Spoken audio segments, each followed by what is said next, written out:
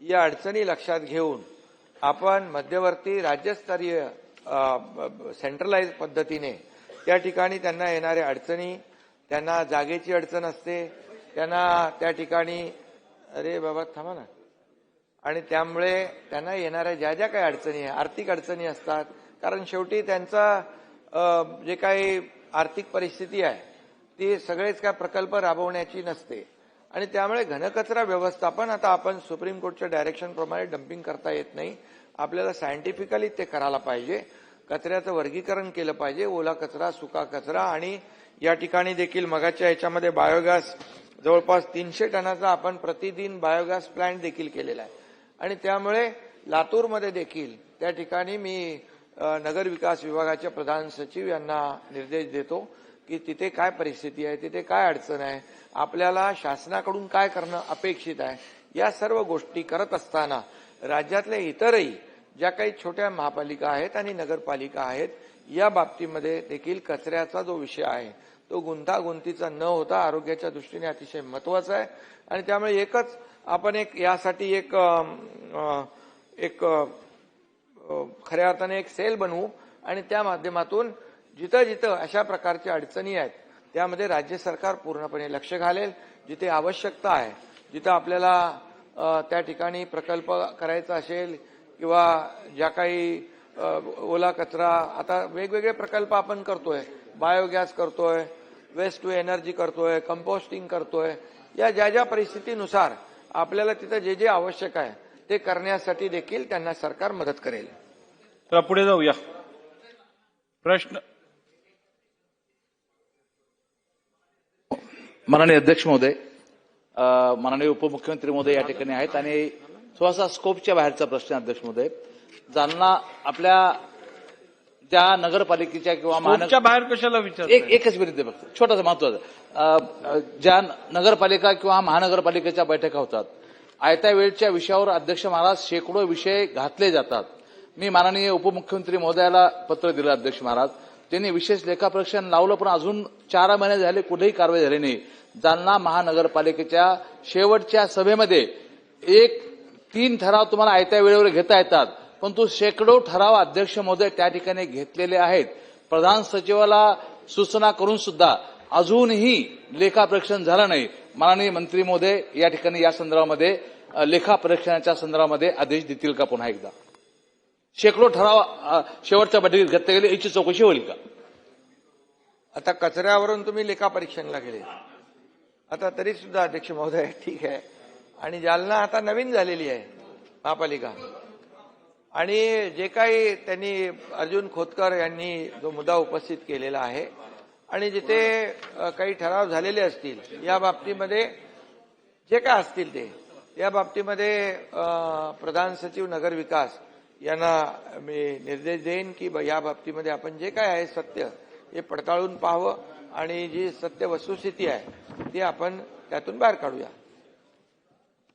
ठीक आहे. प्रश्न क्रमांक 5.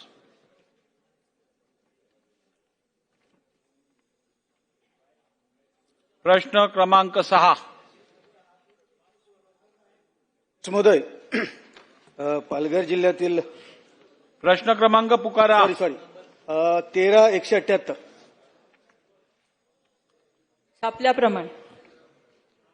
अध्यक्ष महोदय, पालघर जिल्ह्यातील वसई विरार महानगरपालिकेतील हा प्रश्न आहे. मंत्री महोदयांनी उत्तर दिलेले आहे, परंतु त्याच्यामध्ये तिथले जे त्या विभागाचे संचालक आणि जे आयुक्त आहेत हे तिथील सामान्य जनतेला जेव्हा या महानगरपालिका कार्यालयामध्ये जातात त्यांच्या अडचणी घेऊन, तेव्हा त्यांना उडवाडूची उत्तरे देतात आणि अजिबात त्यांना सहकार्य करत नाही. अशा प्रकारच्या समस्या काही नागरिक माझ्याकडे घेऊन आले होते. त्याच्यावर नाईक साहेब आताच बोलले.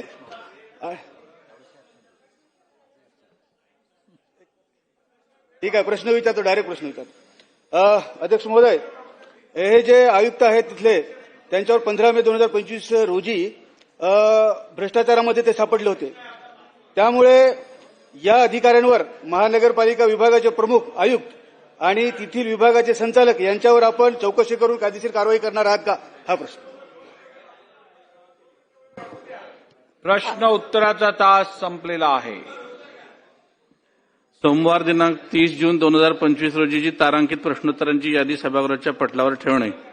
महोदय, मी आपल्या अनुमतीने सोमवार दिनांक 30 जून 2025 रोजीची तारांकित प्रश्नोत्तरांची यादी सभागृहाच्या पटलावर ठेवतो. रविवार दिनांक 30 जून 2025 रोजीची तारांकित प्रश्नांची यादी सभागृहाच्या पटलावर ठेवण्यात आली. अबू आजमी जी बोलिए. धन्यवाद अध्यक्ष महोदय, इस महाराष्ट्र में बहुत सारे जानवरों की स्लॉटरिंग मना है. वो स्लॉटरिंग बिल्कुल नहीं होना चाहिए. अगर अध्यक्ष महोदय कोई भी उसकी स्लॉटरिंग करता है उसको सख्त सजा होना चाहिए. अध्यक्ष महोदय, मैं 11 जुलाई थाना स्लॉटर हाउस से 13 भैंसों की स्लॉटरिंग हुई. अध्यक्ष महोदय, वहां डॉक्टर ने फिट फॉर स्लॉटरिंग का सर्टिफिकेट भी दिया. अध्यक्ष महोदय, जब थाना से गाड़ी भर के निकली गोश्त लेकर के 5:30 बजे गाड़ी जो है ये पहुंची फाउंटेन होटल काशी मीरा के पास, तो कुछ ऐसे संगठन है, मैं अगर नाम लूंगा संगठन का तो लोग मुझे गाली देंगे, मारेंगे, धमकी देंगे. मैं नाम नहीं लेना चाहता हूं. कुछ संगठन ने गाड़ी को रोका. अध्यक्ष महोदय, उसमें ड्राइवर का नाम अकमल अंसारी, उसको बहुत मारा. साहिल फिरोज फौजी को बहुत मारा और गाड़ी काशी मीरा पुलिस स्टेशन में लेकर गए. अध्यक्ष महोदय, वहां जाने के बाद गौ रक्षकों ने पुलिस के सामने उसको गाली दिया, मारा उसको, जिसका वीडियो पूरा मौजूद है. अध्यक्ष महोदय, और पुलिस की मौजूदगी में सब कुछ हुआ. एफआईआर हो गया 302. अध्यक्ष महोदय, पुलिस ने डॉक्टर बुलाया. डॉक्टर बुलाने के बाद जब चेक किया सर, तो वो भैंस का गोश्त था. डॉक्टर ने सर्टिफिकेट दिया, मेरे पास सर्टिफिकेट मौजूद है. उसके बाद भी गोश्त को जो है जब्त कर लिया गया. एफआईआर हो गया. उसने वहीं से डीसीपी को, सीपी को, एसीपी को ईमेल किया, लेकिन आज तक किसी का एक जवाब नहीं, कोई रिस्पांस नहीं. अध्यक्ष महोदय, शाम को कोर्ट में ले गए और कोर्ट ने जब जज ने पूछा तो कहा इस मटन में बदबू आ रही है, बोले इसको डंप कर दो. 7.5 लाख रुपए का गोश्त बगैर किसी गलती के सर डंप कर दिया गया और उन पर एफआईआर भी हो गया. अध्यक्ष महोदय, और उन्होंने इसका दाम बताया 3,70,000. अध्यक्ष महोदय, कुरैशी समाज जो कारोबार करता है ना, ये जानवर को खरीदता है, उसकी स्लॉटरिंग करता है, जो कानूनन जुर्म नहीं है, कानूनन इलाऊ है उसका. अध्यक्ष महोदय, लेकिन आज जो बाजार में जहां जानवर बिकता है, अगर वहां से कोई मुस्लिम कोई जानवर खरीद ले, अगर वो गाय भी खरीदे, बैल भी खरीदे, बैल खरीदा है खेती के लिए, गाय खरीदा है दूध के लिए, लेकिन उसके बाद भी अगर मुसलमान ने खरीद लिया सर, तो उसकी गाड़ी को रोका जाता है. ठीक है, उसको चला एक minute sir, please sir, 1 minute sir, बहुत इंपॉर्टेंट है सर, सुनिए. और आज जो है सर, पूरे कुरैशी समाज के लोगों ने जानवर खरीदना बंद कर दिया, सब स्ट्राइक पे है. मैं मुख्यमंत्री महोदय से निवेदन चाहता हूं कि जब वो गोश्त लीगल था, भैंस का था, उसके बाद भी एफआईआर क्यों हुआ और कोई रिस्पांस नहीं सर. पूरा गोश्त 7.5 लाख का फेंक दिया गया. अध्यक्ष महोदय, अगर यही होगा देश के अंदर तो लोग कैसे जिएंगे? चारों तरफ मुसलमानों को अगर इस तरह से सताया जाएगा. नहीं, ये बात ठीक नहीं है. ये बात, आप बैठिए. वीके न्यूज, राष्ट्र के नाम.